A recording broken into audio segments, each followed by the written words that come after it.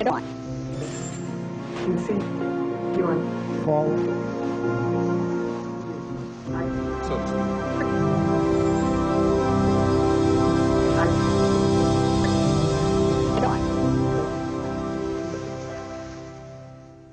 1992 was a year of kings.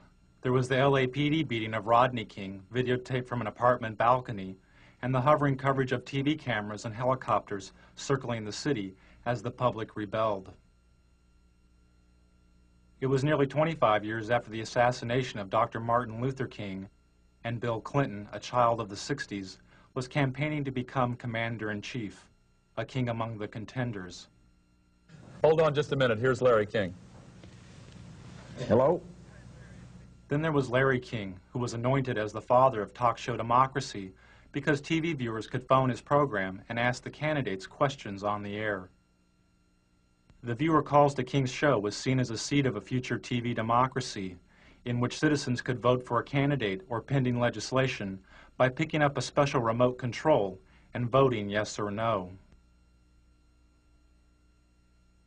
Taking viewer calls on Larry King's show is TV evangelist Pat Robertson, whose organization, the Christian Coalition, seeks working control of the Republican Party by 1996. I'd like to ask Mr. Robertson two quick questions. One, what he thought about the Bush quail commercials. Were they effective? Should they have had more family values on them? Also, how can you say you want a party of inclusion when you're so blatantly anti-gay? Behind the scenes and off the air, Robertson's media advisor tells Robertson how to turn around or spin the caller's question. You take the one sentence, turn it around, go to the Remember, you're answering the questions. You can talk about anything you want to. Well, I am moved. I want a kinder and gentler nation. This Bush campaign phrase was written by spin doctor and speechwriter Peggy Noonan. Because America is so infused by media that we are all spinning in a way. We're embellishing our story. Embellishment is okay. There's... What's not okay? Where does spin begin? The disingenuous part, the calculating, this isn't the whole truth part. If he tries to corner you on Buchanan, do the same thing, slide off it. Go back to the inclusion. You gotta expand the party, and you gotta bring everybody together. You can't worry about the problems of 1992. You gotta look ahead to 96. Focus on the future. So to speak. You see, forward.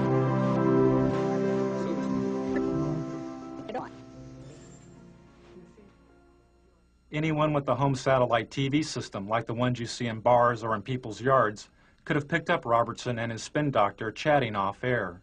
Dish owners are able to receive two types of TV. One is the regular TV programming you normally see on cable or the broadcast networks. Is that Helmstead still the next one? The other type of TV is the satellite feed, in this case the feed of George Bush and Larry King chatting during a commercial break. Kind of weird being seen around the world. Technology. It's amazing. Saddam Hussein is watching this, Raymond.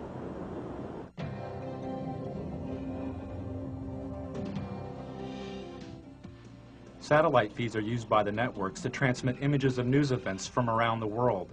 An event covered by the network is transmitted up into space to a satellite.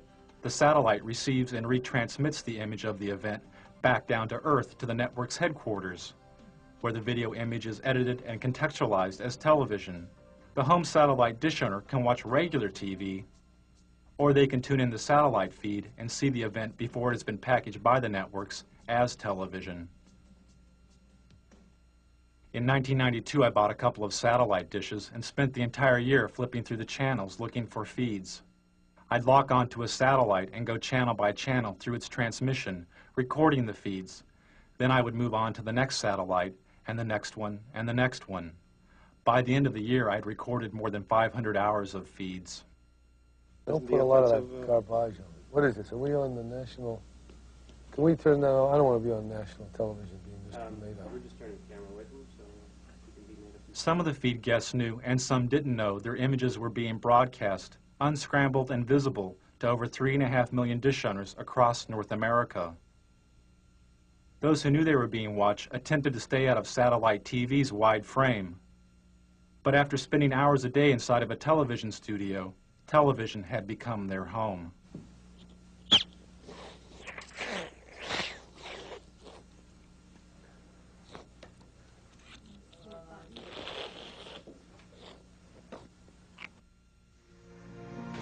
So to speak. You see, forward. So to speak. You see, 1991 and 92 had been years of political extremes for George Bush. After the Gulf War in 1991, he had the highest approval rating of any president in modern history. But as the U.S. economy fell, so did Bush's ratings and his health. He and the First Lady Barbara Bush developed a thyroid condition known as Graves' disease. As Bush's ratings fell further, he decided to appear on Larry King's show. His appearance marked the first time a U.S. president had been on a call-in talk show in over 15 years. You feeling well, by the way? Huh? Are you feeling well? You're good. Lucky. Running still and played tennis yesterday. What is that disease you have? Crohn's? No, not Crohn's. Just thyroid. I don't know what it's done. What are they? They drug treat it, right? Take a drug every single morning. Little blue thing, Synthroid or something. And it wasn't hard. It's what the thyroid does to make your heart fibrillate. But it's been very good. Now, I took Halcyon for a long time after my heart surgery. Are you often at it? I don't know that it's bad, Larry. It's the best sleeping pill in the world, but not daily. No, oh no. Okay. Now it's gotten such a bad rap. Halcyon had gotten such a bad rap that its product license in Britain was provisionally withdrawn. Some users of the drug complained of amnesia, anxiety, delusions, and hostility.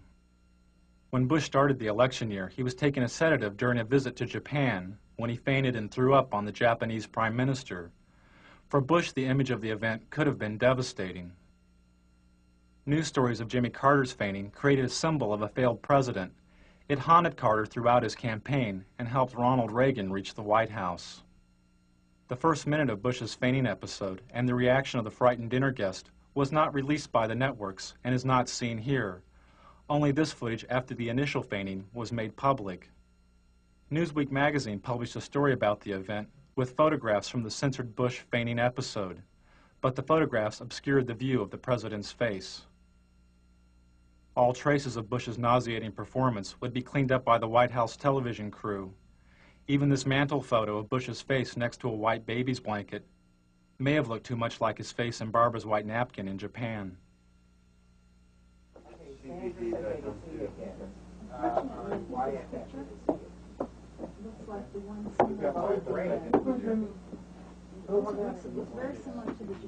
You want to take one of Anna? You got it.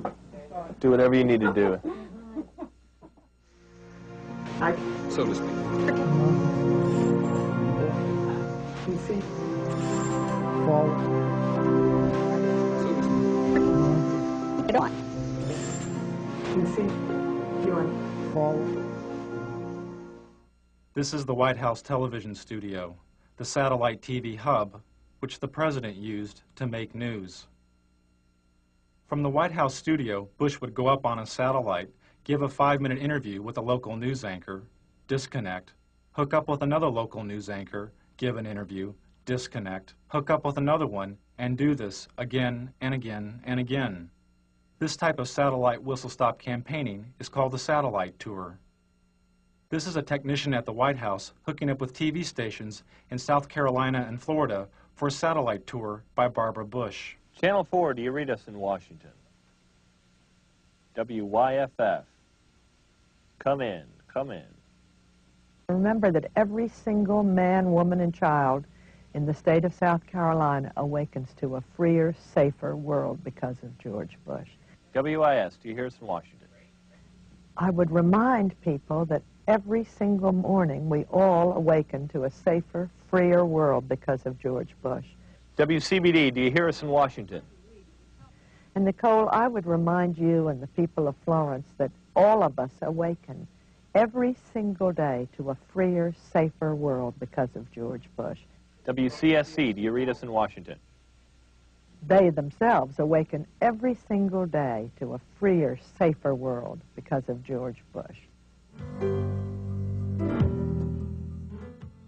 Campaigning via the satellite tour allowed the candidates to cover long distances. But there was another major benefit. They could bypass the national TV networks. There was no need to feed through the TV network center and on to the local stations. The campaign was now the center and its own television network. This is great. I love these.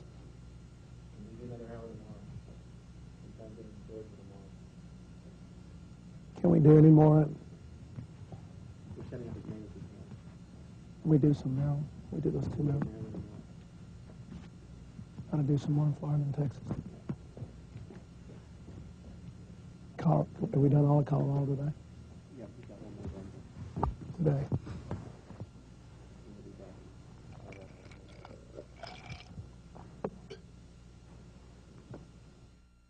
Another way the candidates made news was by creating their own TV news stories called the video news release.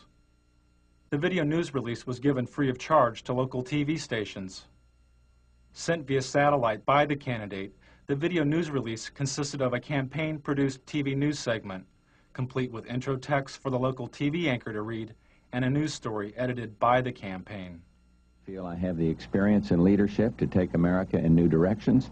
One new direction, Job Training 2000. Mr. Bush's plan to retrain blue-collar workers and the unemployed for new job opportunities. The country's 11 largest business organizations endorsed. Nearly all the major candidates placed a video news release on local television, and nearly half the local TV stations which aired the releases didn't report that they had been produced by the candidate. For instance, this story's reporter, Michael Caputo, wouldn't be identified as working for the Bush campaign. Primaries March 17th. In Washington, this is Michael Caputo reporting. The campaigns had to pay out of their own pockets to produce the satellite media tours and video news releases. But their best and cheapest way of making news was through the TV talk shows. And the candidate's talk show of choice was CNN's Larry King Live, which made the front page of the New York Times 57 times during the election year. Before Al Gore was famous, Tammy, on his book tour, he drove over to Mutual Network all by himself, came up in that great Crystal City elevator. I still remember the day I became famous. Yeah. When your column in USA Today came out. On that thing, that book. I always remember the card you sent me. For the networks, making news meant making profits, as the candidates made nearly 100 talk show appearances. Tell Bill if he'd do that thing in New York, it'll be terrific. He's so good at this. Clinton. Yeah. One of the problems with staying on the bus too long is the two of you guys are so good on media. Towards the end of the election, candidate appearances increased TV talk show ratings an average of 40%. You know what you ought to do? You ought to come out on the bus trip with us one day. We could do a joint interview from the bus. Larry King said the campaign ratings bonanza turned the election into a TV miniseries like Roots or The Thornbirds. We're out of time. You can invite us on the bus. Okay. We have plumb run out of time. Thanks for coming, Al. I'd like to invite you to come on the bus with us. 1992 was probably an historic first, as a major network's advertising revenues from its political coverage made more money than it cost to report the campaign. For CNN, the election was a watershed, as the network received its highest ratings since the Gulf War. But I want him to finish the thought here. That's the one break we have to hit live. It's an around-the-world break. Hard to believe we're being watched in 151 countries. It's scary. I'm in Israel. I'm at the Wailing Wall. True story. Israel. Never been there before. There with my brother. I'm Jewish. It's my culture. Stand there as an old rabbi, davening. He's praying. Old, a religious Jewish man. He looks up at me and he says, "What's with parole?" Swear to God. That's Red Perot in Israel. I love it. Crazy. Ted Turner changed the world. He's a big fan of yours. Is it? He would serve you, Pastor. I'm really surprised. He's ready. What's he got left in life to gain? After you're elected, think about it. No dope. That's for sure. Great guy to work for, too.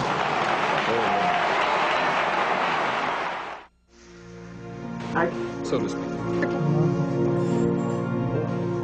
PC. Forward. Get on. PC. Doing. Forward. So to speak.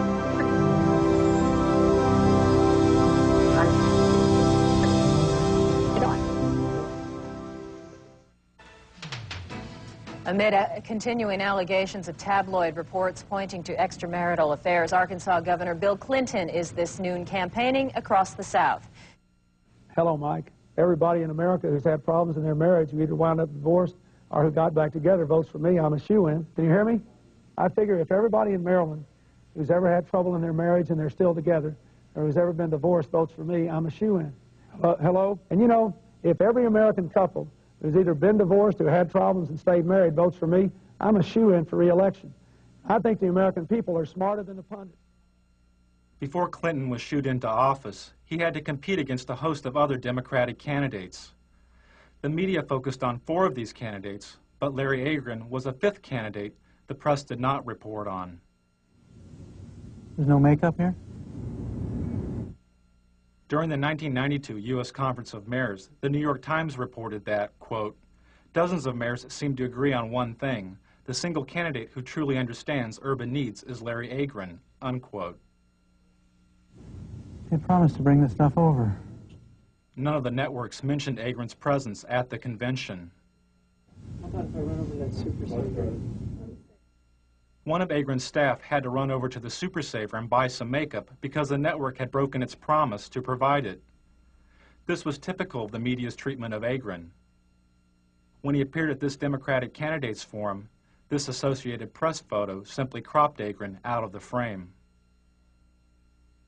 During the New Hampshire primary, the TV news reported the polling numbers of the top 5 Democratic candidates: Brown, Clinton, Harkin, Kerry, and Tsongas. When Agron moved into a 3-way tie with Harkin and Brown with 2% of the vote, most of the TV news didn't mention Agron. The day Bill Clinton captured what may have been the most valuable airtime of the entire election, as he spoke to 50 million viewers about his alleged affair, was the same day that a poll showed Agron's support at 4%. He had passed Brown and was the 5th leading candidate. When ABC's Sunday Evening News reported this poll, they simply deleted Agron entirely by not reporting his candidacy. During the New Hampshire primary, Agron's only live commercial TV appearance was through this satellite feed to ABC's Nightline. But the Nightline program wasn't directly about the election. When Agron complained to news executives about his lack of coverage, he was told he had not earned the right to media exposure because he had not received enough media exposure. And on stage, the 5 major contenders for the Democratic presidential nomination. Although Agron was on the ballot in nearly half the country, he was barred from most televised debates, including this one sponsored by the League of Women Voters.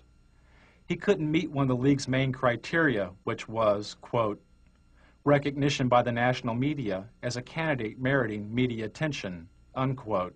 Good evening and welcome to the Democratic presidential candidates debate on urban America. Agron wanted to debate on urban America, calling for a 50% cut in defense spending and the reinvestment of some of that money into America's decaying cities. We are going to be coming to you, live from Lehman College, and you'll hear a bit of a disturbance in the background, but we'll go on with that in any case. The disturbance is Larry Agron asking to be included in the debate so that he can explain his plans for defense cuts and urban revitalization. Transfer of President Ferdinand Ferrer, and Mr. President, I suggest you wait for just a moment till the man is quieted or chooses to quiet down. All right, Mr. Agron was quickly arrested. His court date fell on the first day of the Democratic National Convention. During this campaign, but very little said about the problems facing America's cities. Tonight, we'll change all that. Without media exposure and the debates, Agron couldn't quickly receive federal campaign funds, and his candidacy lost momentum. You look all right on camera. What's that? You look all right, there's no hot spots. Really? Okay. Well, you I got a mustache that shows through here. Okay, why don't you go get some stuff, Mike? Oh, yeah. There we go. Campaign funds. The Democratic Party refused to include Agron in the debates or speak to the networks on his behalf.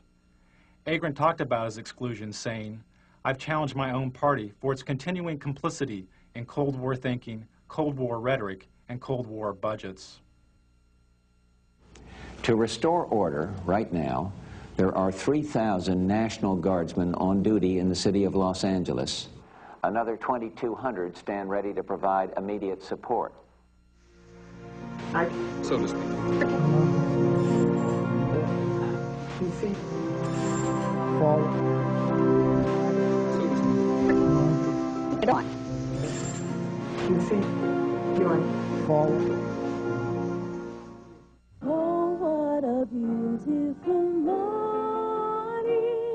In 1992, the networks had their own solutions for urban decay. This morning we're here looking for solutions. CBS looked for solutions at LA's Martin Luther King Hospital. Well, a hospital like Martin Luther King can see more trauma than all of Western Europe does in a year. In fact, there's so much trauma there that the U.S. Army sends its combat surgeons there so they get a sense of what these very severe wounds were like. In fact, when I was in the Gulf War, a number of the senior combat surgeons had trained right here at Martin Luther King Hospital. Dr. Bob, thanks. Before he went on air, part of Dr. Bob's diagnosis was cut out because it was too obtuse. Yeah, sort of what's your impression? Because my impression is, places like South Central LA, around the country, look more and more like real third world countries, or third world countries without the hope. That is, they have no medical care, they have no real economy, and yet in a third world country, it's developing. There's some onward development. There's some vision for the future. Well, your impressions of medical care are you talking about? I think that gets too obtuse. How about if I were to ask about the level of the trauma care here has always been considered superior, has it not, to other parts of the country? Good. Yeah, 30 seconds. Yeah, it's the best, Why gunshot. don't I say something like that? Okay. As the conditions of the cities became obtuse to the networks, they turned to the suburbs to render a verdict on the campaign. And later, eye on the campaign. You will see and hear some of the suburban voters who may very well decide this election.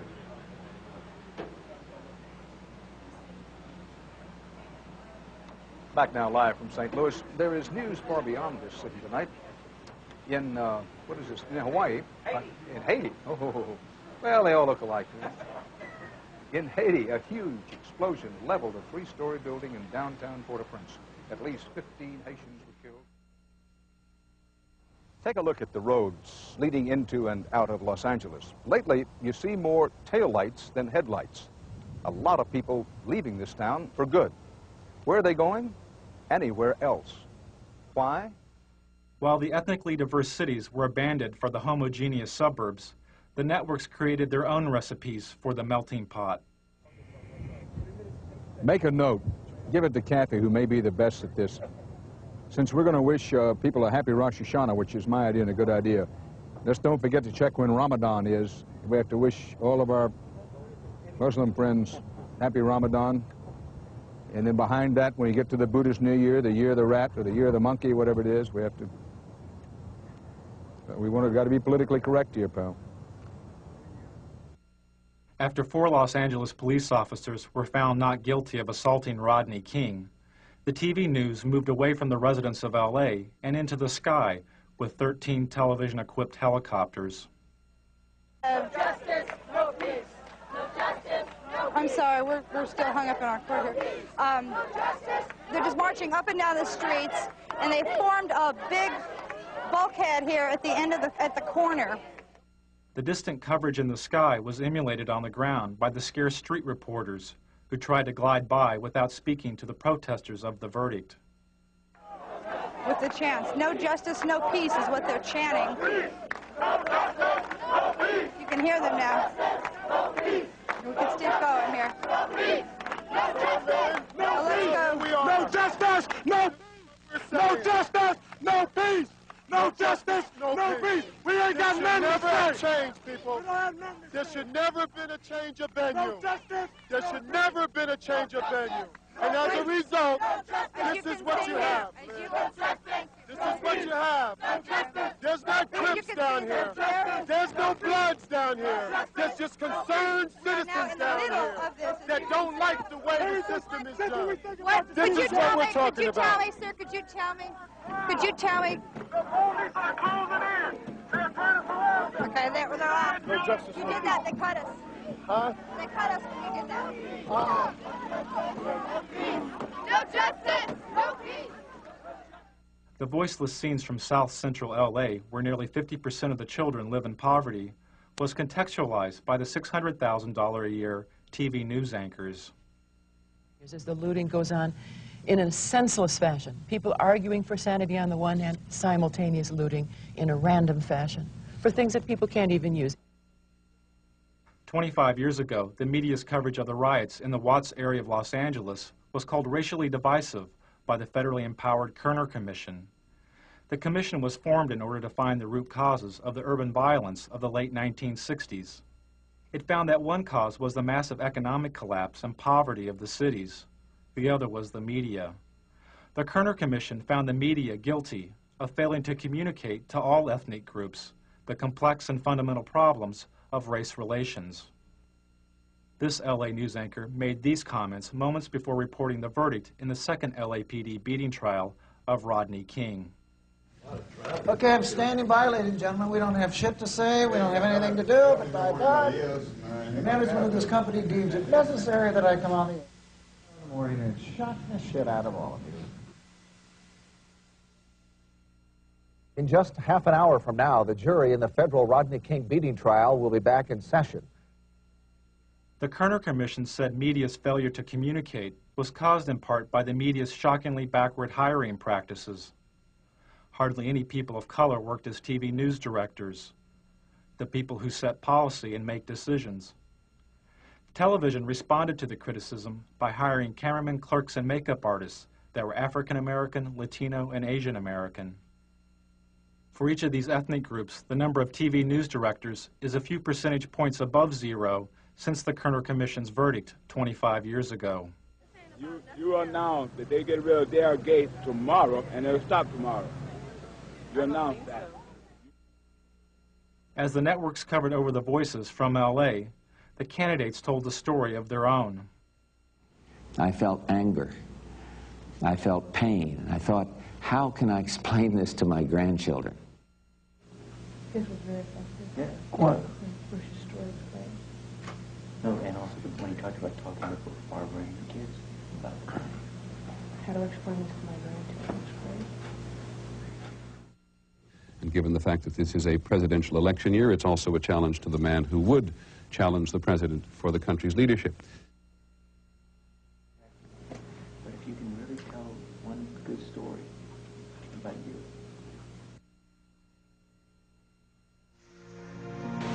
So to speak.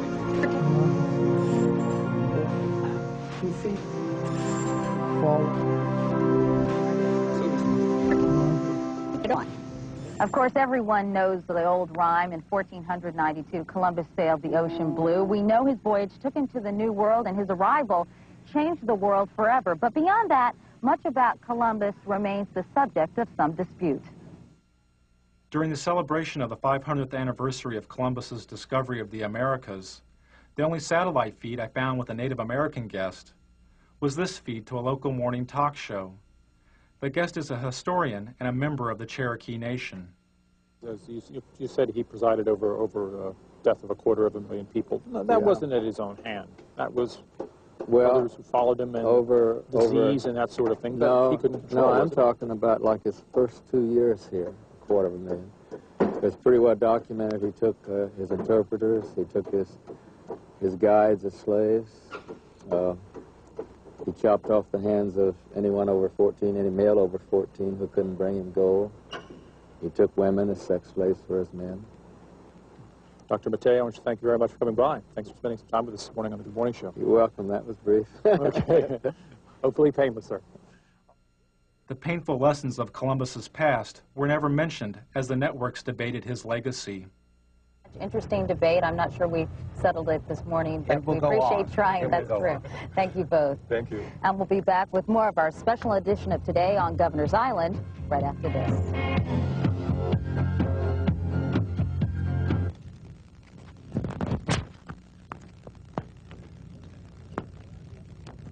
What did he say that made any sense? Anything? They just, you know, think that he ruined the paradise and had no respect for nature and treated the Indians like dog do and... What the hell is he doing? 1 minute. Okay. So to speak. PC. Forward. So to speak. PC. Doing. Forward. I think I'm pregnant. The woman on the screen is Murphy Brown, a fictional TV sitcom character. Doesn't help matters when primetime TV has Murphy Brown. He is talking about you. Epitomizes today's intelligent, highly paid... Vice President Dan Quayle blamed the LA riots on its citizens' lack of family values, instilled in part by the Murphy Brown TV character. He said it was not economic poverty, but rather a poverty of values promoted by the Brown character, which caused the burning of LA. Highly paid professional woman, mocking the importance of fathers by bearing a child alone and calling it just another lifestyle choice. Politicizing sexuality was not new to Washington. I'm an executive producer. I'll just executive produce this baby. Sexual politics helped Ronald Reagan reach the White House and gave birth to the new religious right.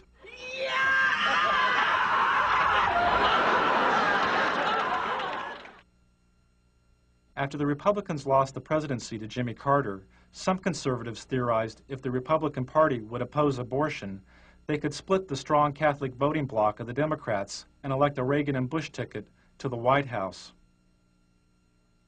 As a senator, George Bush was against outlawing abortion. But as Reagan's vice presidential running mate, Bush changed his position and supported a ban on abortion. Well, you haven't given us any specificity about where you stand on it, Senator. In the past, particularly in the House of Representatives, you voted against federal funding for abortions, and that meant for poor women. In some circumstances. Well, tell us the circumstances, please. All right. The circumstances debated have involved rape and incest and life, where the life of the mother is in jeopardy.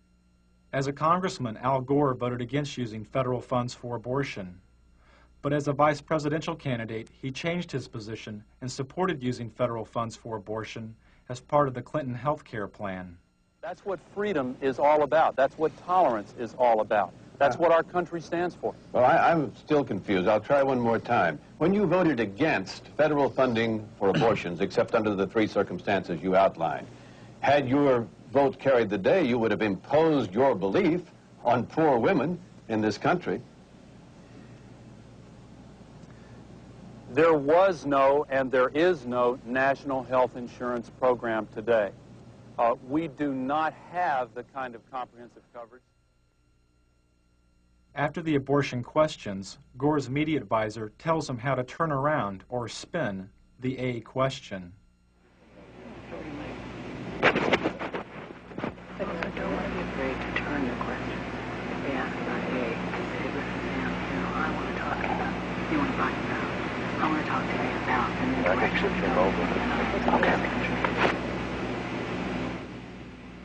Okay. And the president of the Christian Broadcasting Network, Mr. Pat Robertson.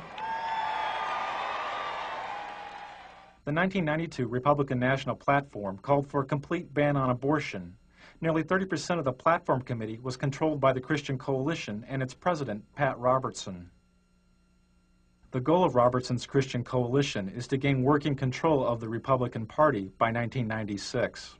I have 2 television networks. I have 3 radio news networks. I'm starting Standard News. I have 50 reporters right now working for me that are very fine. Robertson's reporters work for his Christian Broadcasting Network, or CBN. Through the 700 Club, CBN News reports reach over 43 million homes in the U.S. Operation Rescue has targeted 5 abortion clinics in Buffalo for a minimum of 2 weeks of activities aimed at shutting the facilities down. In 1992, Operation Rescue was a top news story for CBN. A battle both sides vow to win. Andrea Francis, CBN News.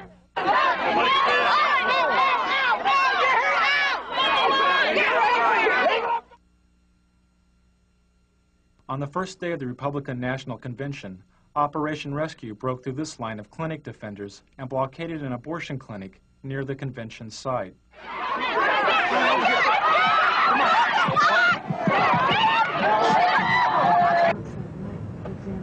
That same day, Robertson had this discussion with a CBN staff person. I have sent word to keep that Operation Rescue. I don't want one word on this program this week about Operation Rescue. Well, we're not. We're not. I don't want to cover it. I don't want to talk about it. And I want you to hear it. That same morning, Republicans who supported women's right to choose an abortion held a rally in Houston led by Ann Stone. Ann Stone, that much rather. I mean, we felt like we should cover it as in. Don't cover anything about the abortion debate any longer. It doesn't matter. They passed the platform. You need to get cameras covering our rally, our guys. Oh, we're there. We're going to be there. And no, does it start? And then you need cameras it's crunch shooting time for President George Bush or me sitting in the vice president's spot. Various things. We can have it seated. Both. Both. 5 minutes before. But I believe in objective news. I believe in balanced news. I don't want to slant the news. I just want to tell it like it is. How many camera crews do we have? We have 2 here. You get 2 reporters, and you stick those cameras in the face of anybody you want to, and start asking them questions. Hey, you Luke, ask them tough questions. let them know right now we have a team. I mean, get out there. Don't even say who you're from. He doesn't show them. We'll just go from the. What do you think is the president of Texas? You think this thing by Persian Gulf, there might be a military gimmick? You think that's election? I mean, Pat will discuss with them. You know what I'm saying? I mean, and the camera right in their face. Go up and ask you a question. Boom. We'll do it. We'll do it. If they want to play hardball, we play hardball. I'm not sure at that point it's going to go up. Televangelists play some of their hardest ball at the expense of the gay community by using the AIDS crisis. 52, 786. It was a squeaker, but we made it. And the totals are going. By 1985, viewers were giving an estimated $100 million a year to Robertson's TV program. When televangelist Jim Bakker was sent to prison for mail fraud, and Jimmy Swaggart was caught with a prostitute, viewer donations to televangelism plummeted. A lot of broadcasters are gone. Some needed to, some it was financial pressure. Televangelist Jerry Falwell's ministry was nearly bankrupt. Then he sent out a fundraising letter which claimed AIDS-infected homosexuals were purposefully infecting citizens by knowingly giving their AIDS-infected blood to blood banks. In the fundraising letter, Falwell said, quote, "They know they are going to die, and they are going to take as many people with them as they can," unquote. His ministry was revived.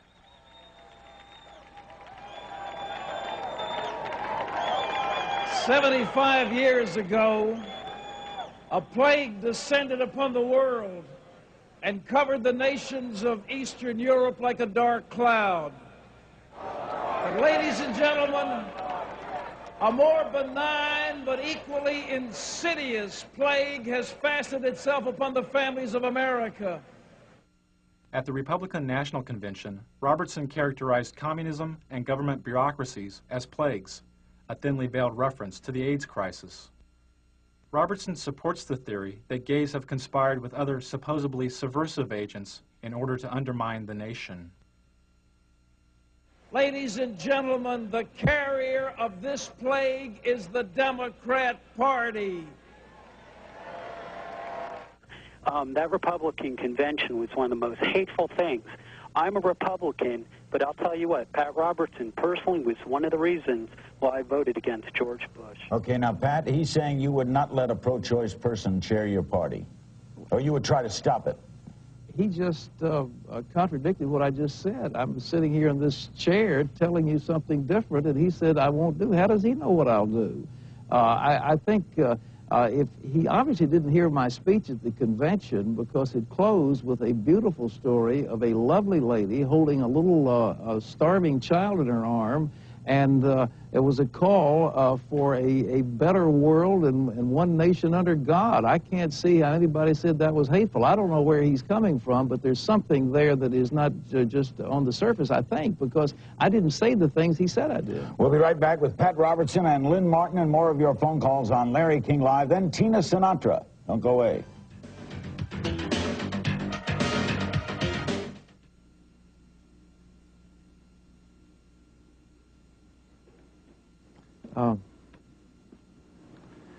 That guy was on the wall.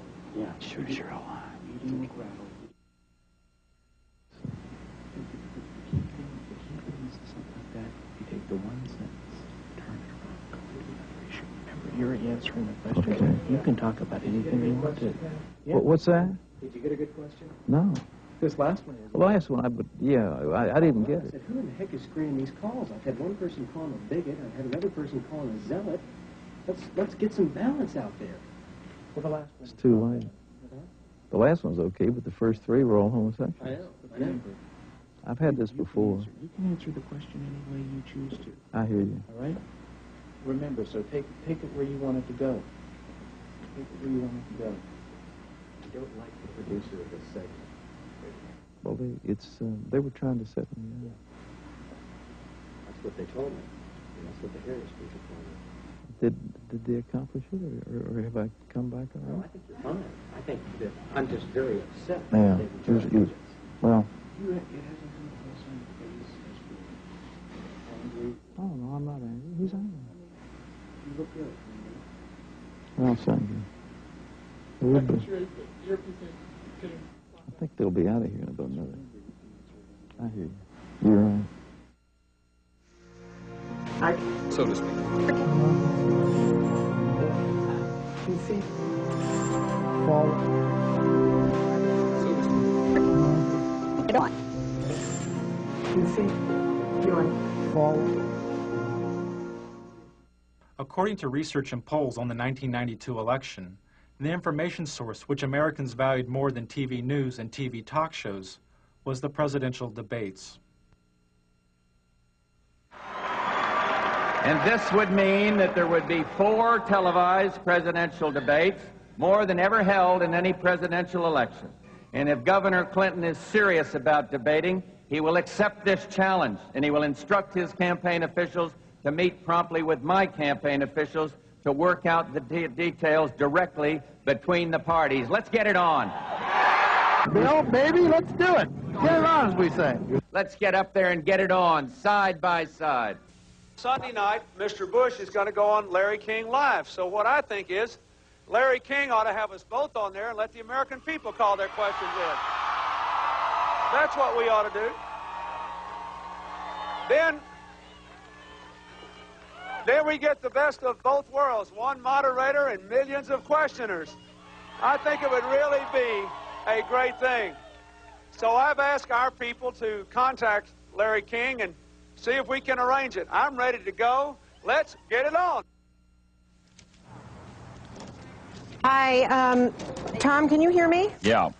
They've just confirmed both sides. They're meeting at 8 o'clock tonight.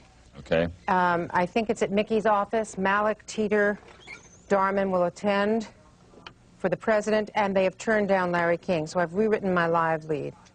After Bush turned down Larry King's show as the site of the first presidential debate, the debate over who would be moderator of the debates continued, as seen in these satellite feeds recorded over a 10-day period. Al looks great.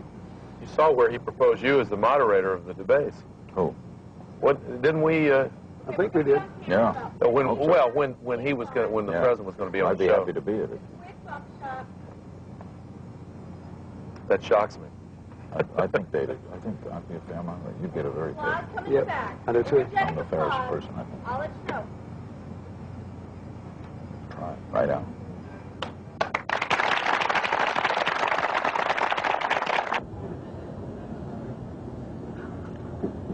You're doing great.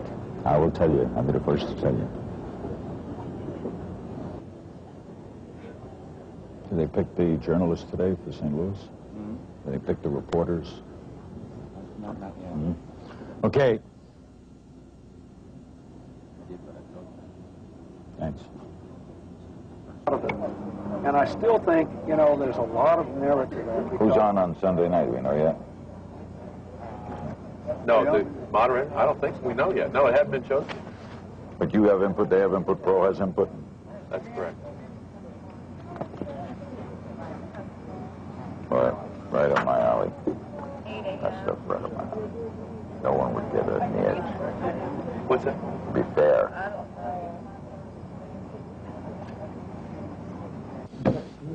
You'll sit best in the debates because you don't come with any baggage. You could elevate it. Every time they talk about something silly, you say, come on. What are we wasting time? To me, you sit very effective. You could have a great effect on this. Just let's go get it on. Get it on, so to speak. King was never chosen as a moderator of the debates. Good evening and welcome to the second of 3 presidential debates between the major candidates for President of the United States. So, President Bush, I think you said it earlier, let's get it on.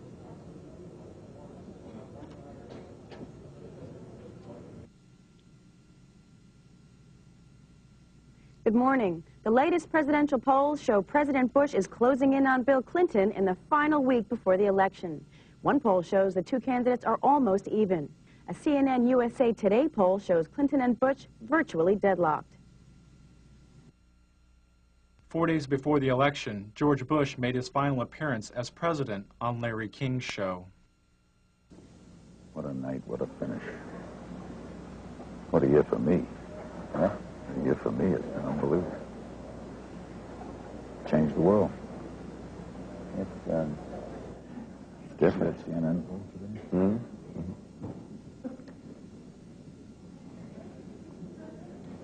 Unbelievable. Strangest year in the history of me. I hear you, Tim. Tell me about it. What? Tell me about it. Hold on. God, I got a darn cold. Got a cold? Fever. Some of my brothers in the drug business. Oh, the course. Slight cold.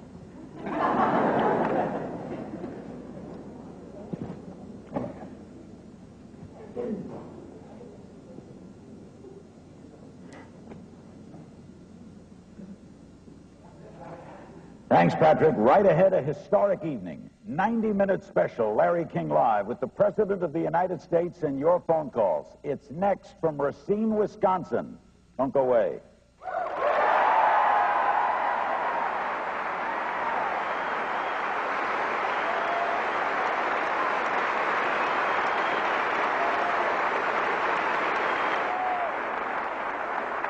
My brother's in the pharmaceutical business. He says there's a new pill coming from Israel. Better than Halcyon. You mean for sleeping or beef digestion? Great.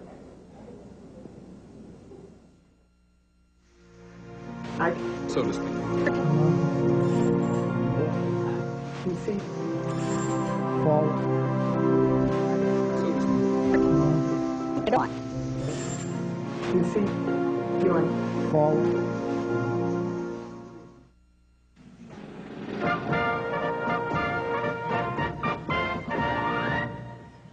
We're back. It's now shortly after 9 o'clock in the east. Polls are still open in the west, of course, in the mountain time zone as well. There's a winner in the Rocky Mountain states. Colorado, 8 electoral votes. Perot was a big factor, taking away... 3 years after Bush's defeat, the Christian Coalition tripled its active membership to 1.5 million members. Clinton's taken New Mexico, according to them. Its annual budget has more than doubled, and the coalition holds virtual veto power over the Republican nominee for president in 1996. Rhode Island. Delaware. Mr. Roberts, would you like to reorganize the Republican Party around the Christian tenets that you hold so dear? I would like to see a winning coalition like Ronald Reagan had. I think we've got to get economic conservatives together with social conservatives and some who are foreign policy advocates of the foreign policy initiatives that we've seen very successfully over the last 10 or 12 years, and to put together that coalition. And I think that the last thing we need is recrimination and finger pointing and that sort of thing. It's good. The Republican Party will probably have a splendid opportunity if we have some economic collapse in the next 2 or 3 years to come back strong in '96. Pat Robertson, thank you very much. Thanks. Frank Gumble? Tom, that's the closest we've seen to the start of what might be a round of finger pointing. How much of it do you think we are going to see? Well, I think that the Pat Robertson movement, and he's not the only one who's involved in it, is very important and to some Republicans a little terrifying right now because they're very well organized. He says we're very important and very well organized in county by county. Yes. Didn't you really just run? They'll organize out of sight of the conventional machinery and then go out and win.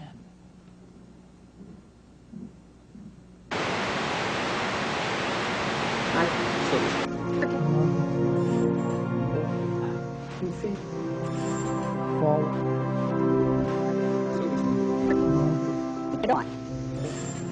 PC. Doing. Forward.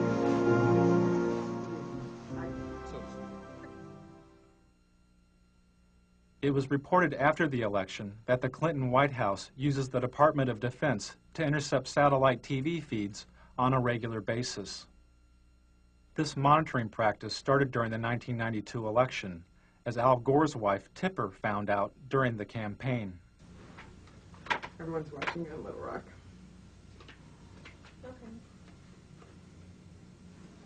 They're watching these satellite feeds? Oh yeah, we can, you know, that we pull it whenever any of you all do a satellite tour, they pull it down on Little Rock on all the monitors and the whole headquarters. Just the actual interviews, not this part. The Clinton campaign also intercepted the satellite feeds of the TV network news. Clinton strategists would watch the network's satellite feed of a network news story about Clinton. This would give the strategists the ability to respond to the story before it ever aired on regular network television. I think his goal is almost within reach. Clinton's trying to lift his sights beyond the attack politics. 4 years. Feeling that his goal is almost within reach, Clinton is now trying to lift his sights beyond the attack politics of the campaign. Clinton also monitored the satellite feeds of his opponents. According to the American Journalism Review, the Clinton campaign intercepted the satellite feed of a Bush commercial 36 hours before the commercial aired on network television. But here's what Clinton economics could mean to you. $1,088 more in taxes. $2,072 more in taxes. By intercepting the feed, Clinton strategists had the ability to respond to Bush's ad before the ad had ever aired. 4 years ago, he asked you to believe him. Read my lips. Now he's asking you to believe his attacks against Bill Clinton. I need to get the big banner on the PVC. I need to use it as a tool to flush out the Bush Quail sign, say abortion, right in the corner there, and you're probably going to... This is a satellite feed of a Clinton rally. The person you just heard speaking was probably one of Clinton's security team standing near an open microphone on the stage. The instructions he was giving may have come from Clinton's staff in Little Rock, which regularly monitored the feeds of Clinton's rallies. Don't point. I know. There's somebody who ripped that Dodger sign in half. Somebody's got to this place, do it. That abortion thing's going to kill us, too. We can't block everything. Little Rock would watch the satellite feed of the Clinton camera slowly panning the audience like a surveillance camera. If they saw a protester at the public event, Little Rock could call the rally site to alert security. But whenever we do a live satellite feed of like a big rally or something, there was a really very interesting instance. The Buffalo rally, there were some protesters. And Little Rock saw it where the advance people couldn't because they were backstage. So the desk, Dwight and those guys called the advance people on the cell and said, no, walk 10 feet to the left. There's a sign and the camera shot there. Edge that guy over. I mean, so it's like Little Rock directed Buffalo and watched it dismantle on television. They watched the dismantling of a problem. Right. And they, you know, where the advanced person is in a sea of 2,000 people, Little Rock was able to say, move to, I can see you on TV. Now go 2 people over to your left. It was really very fascinating. High tech. Yeah, that's good. So that's why when they said there were shadows in your face, that was Little Rock calling, saying shadows on your face. Oh. See, everybody watches. Devastating. News stories of Jimmy Carter's fainting created a symbol of a failed president. It haunted Carter throughout his campaign and helped Ronald Reagan reach the White House. The first minute of Bush's fainting episode and the reaction of the frightened dinner guest was not released by the networks and is not seen here. Only this footage after the initial fainting was made public. Newsweek magazine published a story about the event with photographs from the censored Bush fainting episode, but the photographs obscured the view of the president's face. All traces of Bush's nauseating performance would be cleaned up by the White House television crew. Even this mantle photo of Bush's face next to a white baby's blanket may have looked too much like his face in Barbara's white napkin in Japan.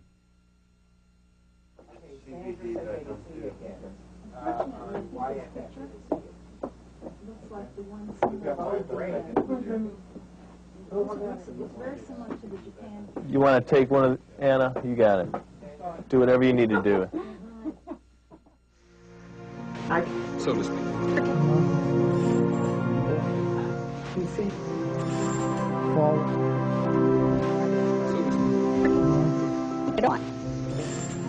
You see? You want This is the White House television studio, the satellite TV hub, which the president used to make news. From the White House studio, Bush would go up on a satellite, give a 5-minute interview with a local news anchor, disconnect, hook up with another local news anchor, give an interview, disconnect, hook up with another one, and do this again and again and again. This type of satellite whistle-stop campaigning is called the satellite tour. This is a technician at the White House hooking up with TV stations, in this case the feed of George Bush and Larry King chatting during a commercial break. Kind of weird being seen around the world. Technology. It's amazing. Saddam Hussein is watching this during that.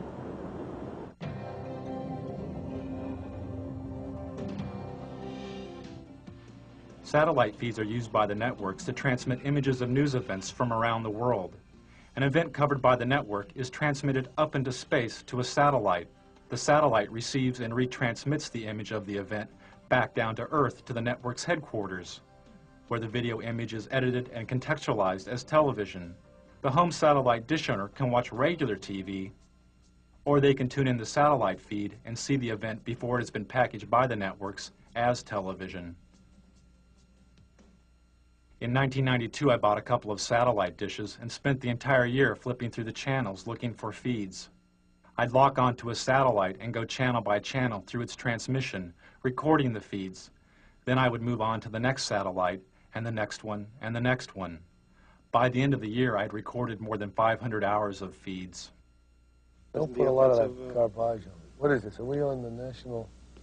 Can we turn that on? I don't want to be on national television being just made up. We're just turning the camera away from them, so you can be made up. Some of the feed guests knew, and some didn't know, their images were being broadcast, unscrambled and visible, to over 3.5 million dish owners across North America. Those who knew they were being watched attempted to stay out of satellite TV's wide frame. But after spending hours a day inside of a television studio, television had become their home.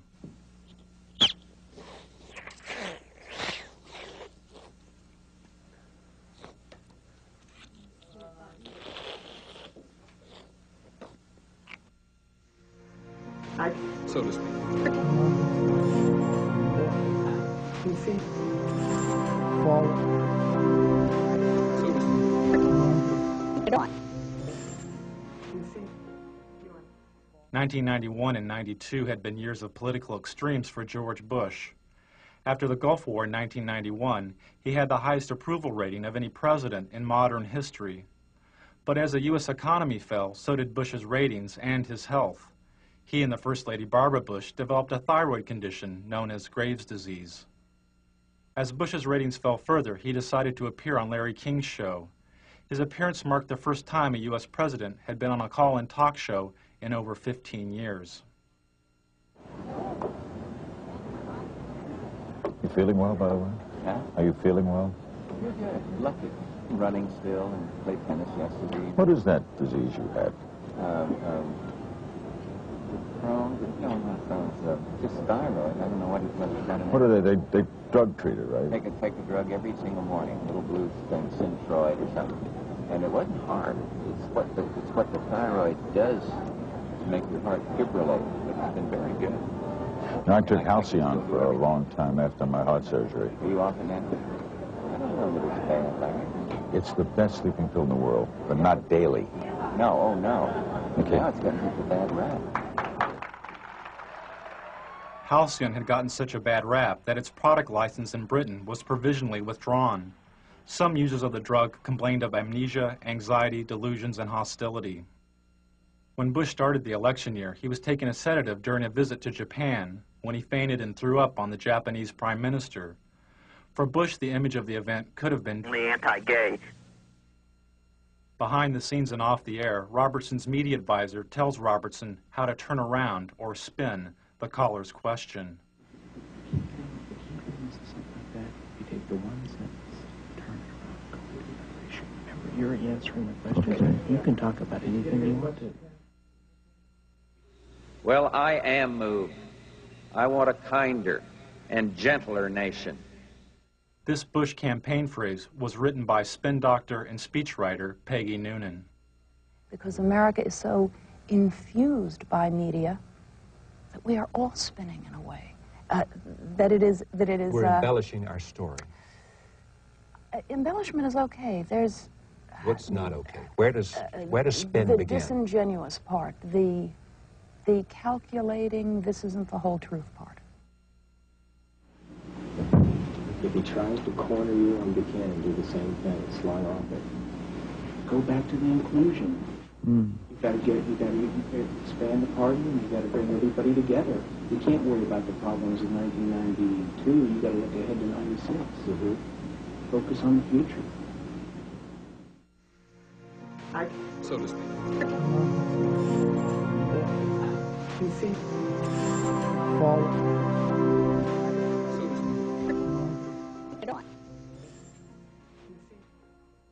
Anyone with a home satellite TV system, like the ones you see in bars or in people's yards, could have picked up Robertson and his spin doctor chatting off air. Dish owners are able to receive two types of TV. One is the regular TV programming you normally see on cable or the broadcast networks. Is that Helmstead still the next one? The other type of TV is the satellite feed.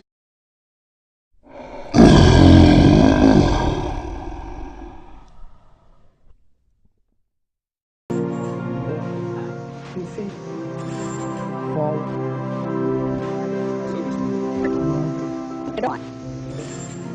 You see? You want forward. So to speak.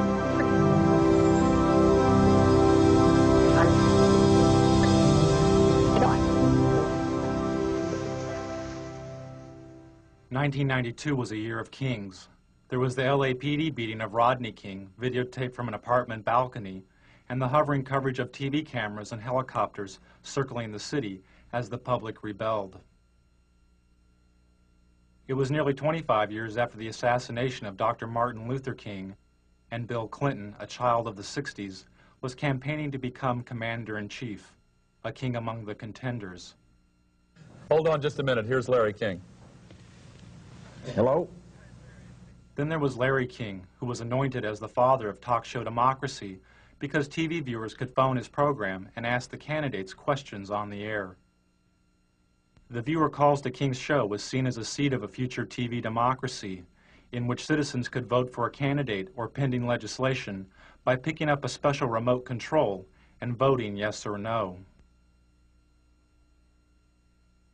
Taking viewer calls on Larry King's show is TV evangelist Pat Robertson, whose organization, the Christian Coalition, seeks working control of the Republican Party by 1996. I'd like to ask Mr. Robertson two quick questions. One, what he thought about the Bush quail commercials. Were they effective? Should they have had more family values on them? Also, how can you say you want a party of inclusion when you're so blatantly